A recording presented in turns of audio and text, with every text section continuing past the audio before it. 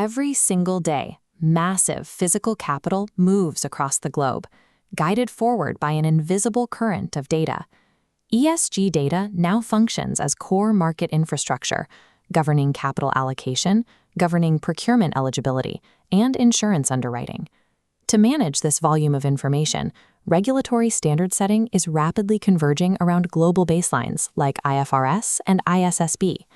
IFRS provides baseline financial accounting rules, while ISSB develops specific global templates for climate and sustainability disclosures. This standardization is a required first step. Global markets need a shared vocabulary so that a carbon metric in Singapore reads exactly the same as one in London.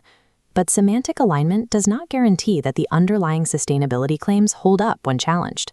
A standardized reporting template is simply a filing format, not a truth serum.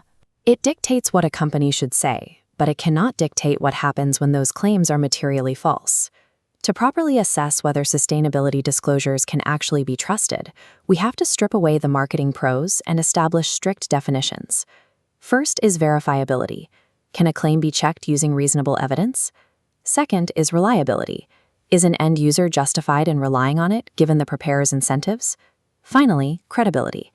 Does the surrounding system make reliance rational, making it feasible to challenge and costly to lie? In complex, high-stakes supply chains, attempting to verify every single claim is structurally too expensive. That cost barrier shifts the burden almost entirely onto the institutional credibility of the system. If a regulatory system cannot move from a plausible allegation to a remedial consequence within a decision-relevant timeframe, the disclosure is not credible. This brings us to the core unit of comparative analysis, the accountability channel. This is the institutional pathway linking a disclosure statement to a tangible consequence. To bridge this gap, the channel needs 4 structural blocks. The VAPS framework. V stands for vehicles, legal mediums rendering claims official. A statutory rule carries weight. A voluntary post is weightless. A represents actors, regulators and auditors requiring strict independence and resourcing. A legally binding reporting vehicle has no utility if the supervising actors lack the explicit mandate or the operational budget to scrutinize the filings. However, vehicles and actors only provide the passive architecture of accountability. To pose a genuine threat to bad actors, the system requires active pathways. Finding the specific data needed to prove a corporate compliance failure is often a chaotic process of navigating heavily guarded internal records. This is where the P, pathways, becomes vital. Pathways are the procedures through which claims are challenged. The critical choke point here is evidence access, including audit rights, document production authority, and whistleblower protections. Attempting to contest a claim without legal access to evidence is merely performance art. The final block is S, for sanctions, the consequence set making misstatements costly, divided into correction and punishment tools. There is a sharp distinction between a rapid administrative power to force a public restatement and a delayed punitive power, like a multi-year litigation case that eventually results in a fine. Rapid market repricing, driven by an immediate forced correction of the data, acts as a vastly more effective deterrent to corporate boards than the distant, highly discounted threat of a legal penalty. Establishing the VAPS structure is only the baseline. To understand how the accountability channel performs in reality, we have to measure it using the credibility triad. Corporate disclosure behavior follows deterrence logic. The expected cost of lying must outweigh the gain. It's calculated as perceived probability of activation multiplied by expected consequence, divided by time to resolution. This denominator is our first triad metric, tempo. As time lengthens, credibility shrinks drastically. The second metric is visibility, which determines the perceived probability of activation.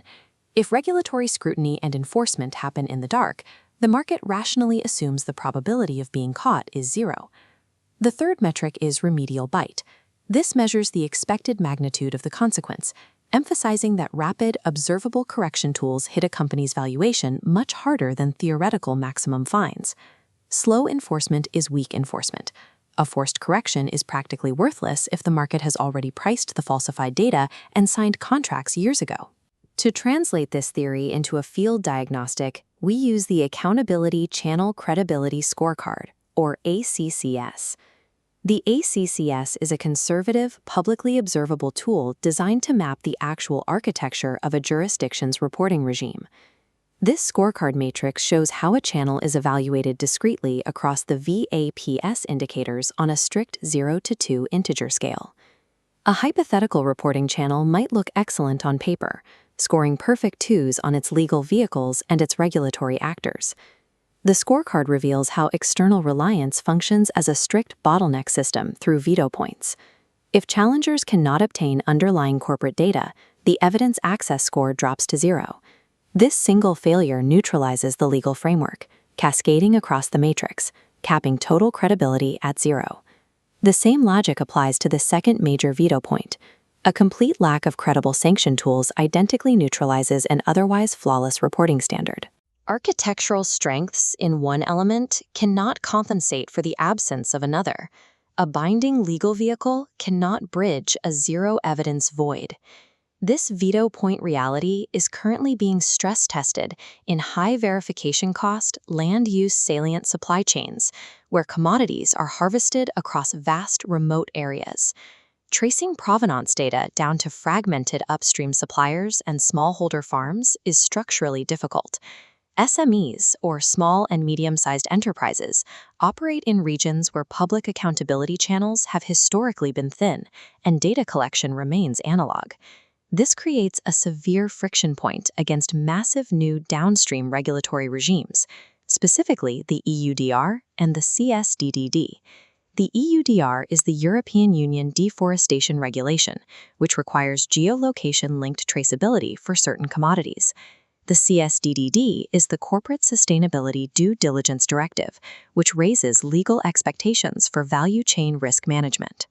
These downstream legal regimes actively converting upstream ESG estimates into strict compliance and strict corporate liability variables for buyers. This pressure triggers a dangerous industry reflex known as audit saturation. Downstream buyers compensate for weak public channels by indiscriminately layering privatized, overlapping audits onto upstream suppliers, extracting value without actually improving data integrity. The strategic alternative is architectural. Resource-constrained regulatory jurisdictions must prioritize building high-tempo, publicly legible correction mechanisms rather than relying on complex, expensive punitive litigation. Global due diligence regimes now treat reporting templates as a baseline rather than a destination. True market credibility is not a byproduct of good intentions or matched formatting. It is an outcome of deliberately engineered legal infrastructure.